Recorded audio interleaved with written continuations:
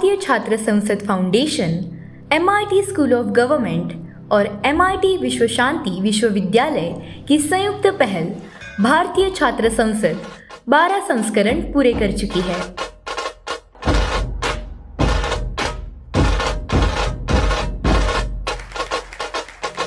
राजनीति में आने से पहले युवाओं को प्रशिक्षित से प्रेरित करने के उद्देश्य से आयोजित इस लोकतंत्र के त्योहार में पूरे देश से आए 12,000 से अधिक छात्र सहभागी हुए। विविध क्षेत्रों के जाने माने हस्तियों ने इस अवसर पर युवाओं का मार्गदर्शन किया।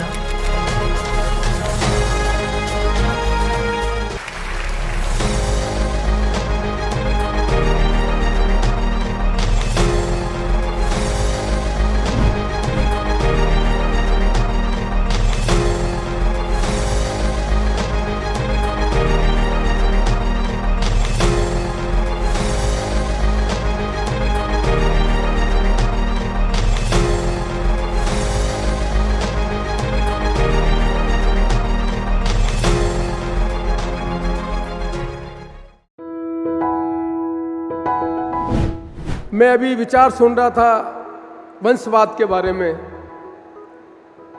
और मैं 1980 में एक छात्र नेता के रूप में अपना जीवन प्रारंभ कर रहा था, और मुझे एक प्राथमिक विद्यालय के अध्यापक के पुत्र के होने के बाद भी राजस्थान के यशस्वी मुख्यमंत्री मोहनलाल सुखाड़िया, उन्होंने एक छात्र नेता के रूप में मुझे पहचाना, और मुझे 1980 में 29 साल की उम्र में विधायक बनने का अवसर मिला।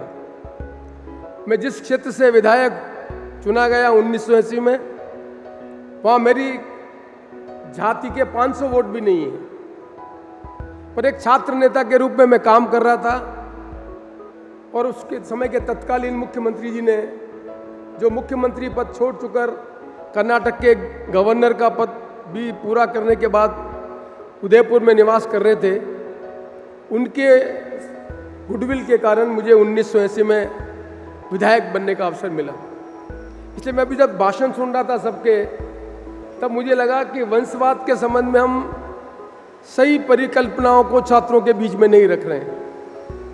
मुझे यह भी अवसर मिला, मैं जब 2008 में कांग्रेस पार्टी का प्रदेश अध्यक्ष होने के बाद, शायद दुनिया के इतिहास में ऐसा उदाहरण होगा, जब मैं एक वोट से विधानसभा का चुनाव हार गया।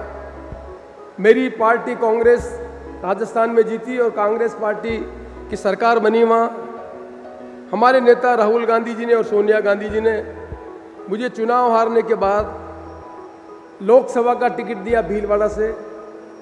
मैं पहली बार भारतीय संसद में सांसद चुन के गया, और मीरा कुमार जी आज हमारे बीच बैठी हुई हैं। पाटिल साहब तो उस समय गवर्नर बन चुके थे या राज्यसभा के मेंबर थे। 21 आदमियों ने शपथ ली थी 2009 में। तब 21 में से एक व्यक्ति मैं भी था जो पहली बार चुनकर गया था, और सीधा मुझे अवसर मिला भारत में कैबिनेट मिनिस्टर बनने का।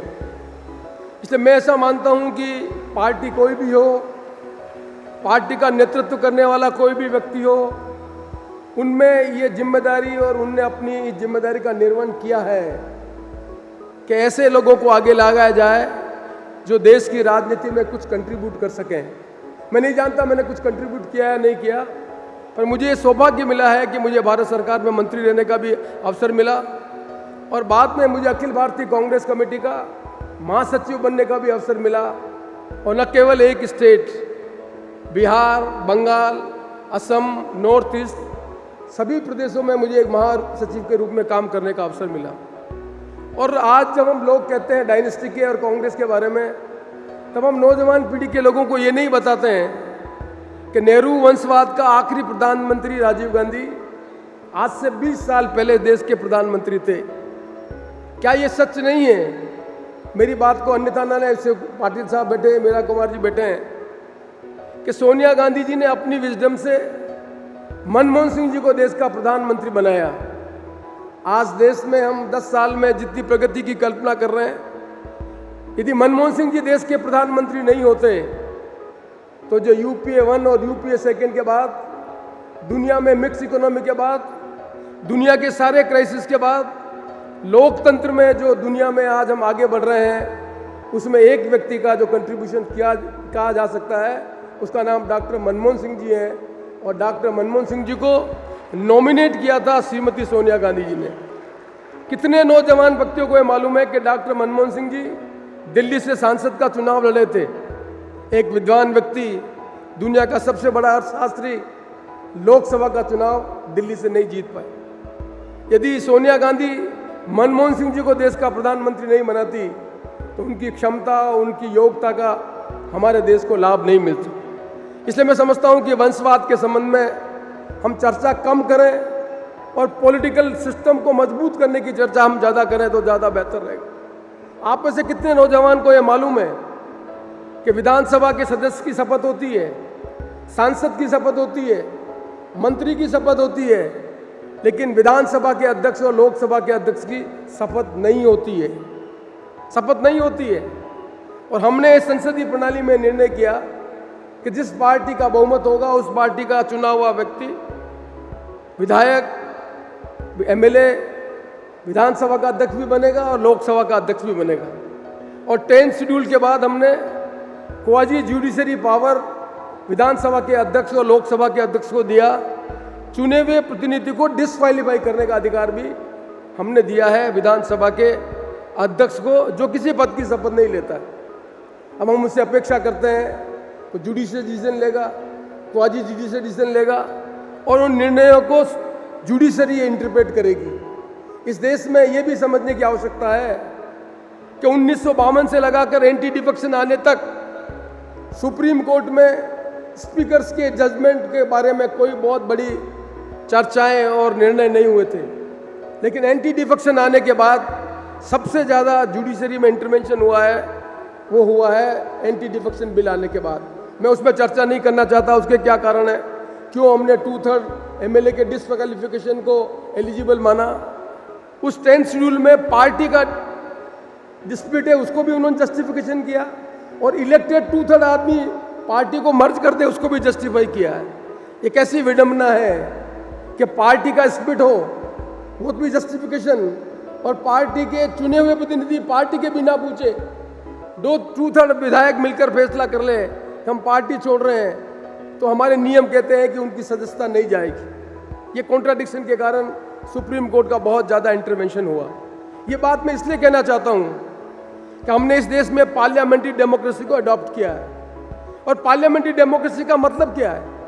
पार्लियामेंट्री डेमोक्रेसी हमने ये कहा कि लोग मत देंगे, अलग अलग पॉलिटिकल पार्टी विचारधारा के आधार पर प्रतिनिधि चुनेगी और वोट मांगने के लिए पार्टी की पॉलिसी के आधार पर हम वोट मांगेंगे और मतदान के आधार पर सरकार बनाने का काम करेंगे। ये जो इलेक्टेड रिप्रेजेंटेटिव है, चाहे विधायक और सांसद हैं, इनके प्रति अकाउंटेबिलिटी होगी किसकी?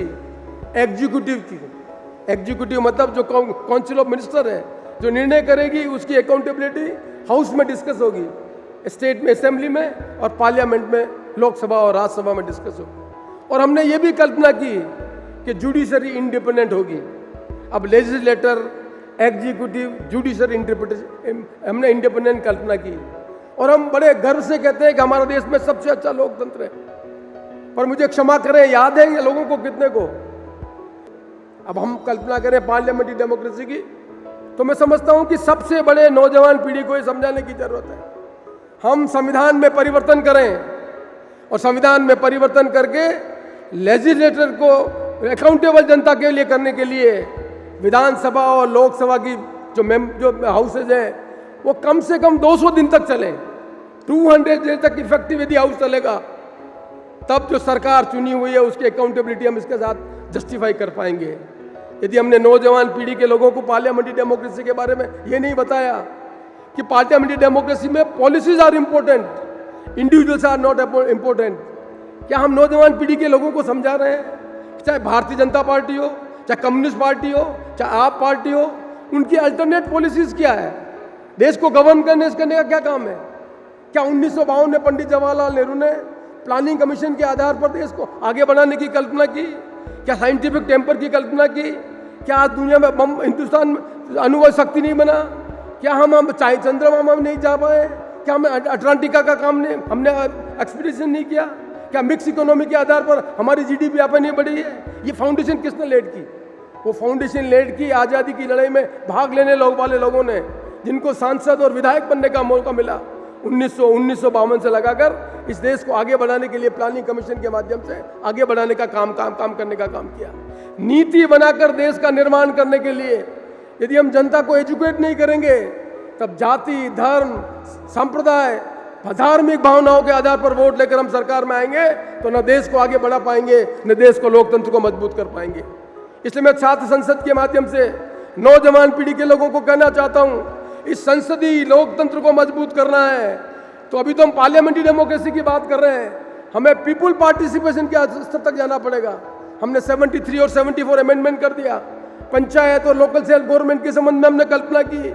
यूरोप में जाकर देखिए लोकल सेल्फ गवर्नमेंट कैसे काम करती है, किस तरह से पीपुल पार्टिसिपेशन का काम लेती है। हमने 73 और 74 अमेंडमेंट करने के बाद भी हमने पंचायत और लोकल सेल्फ गवर्नमेंट को गवर्नेंस करने का जितना अधिकार देना है वो अधिकार देने का काम नहीं किया। क्या इस देश में 130 करोड़ लोग, केवल मात्र कुछ हजार एमएलए, कुछ सैकड़ों सांसद इस देश का नीति बनाकर निर्माण कर सकते हैं? संसद नहीं बुलाए, विधानसभा नहीं बुलाए, अकाउंटेबिलिटी नहीं करे, तो हम देश में पार्लियामेंट्री डेमोक्रेसी नहीं कर रहे, हम यहाँ पर एग्जीक्यूटिव डिक्टेटरशिप के आधार पर इस देश को चलाने का काम कर रहे हैं। इसलिए इस देश में लोकतंत्र मजबूत रहे, उसके लिए सबसे बड़ी आवश्यकता है कि मतदान के प्रति नौजवानों को जागरूक करें, लोगों को इस बात के लिए जागरूक करें कि पॉलिटिकल पार्टी अल्टरनेट नीतियां बनाएं, जिन नीतियों से देश से आगे बढ़ाने का काम कर सकें। धर्म, जाति के आधार पर, भावनाओं के आधार पर वोट ले सकते हैं, पर नीति बनाए बगैर हम देश का निर्माण नहीं कर सकते हैं। भाइयों, आइए चर्चा करिए। पेंडेमिक था, लर्निंग हमने की, ऑनलाइन लर्निंग की। क्या कभी किसी ने कल्पना की कि जिसके माँ बाप पढ़े लिखे नहीं थे, उस बच्चे ने 2 साल तक पढ़ाई कैसे की होगी? वो आज 2 साल बाद स्कूल में पढ़ने आ रहा है, क्लास में पढ़ने आ रहा है, और उसी क्लास में जो माँ बाप पढ़े लिखे थे उसका बच्चा ऑनलाइन पढ़ने के लिए आया है। क्या किसी संसद और विधानसभा में इस एजुकेशन पॉलिसी के संबंध में चर्चा की? इस एजुकेशन पॉलिसी के बाद किस तरह का देश का निर्माण होगा?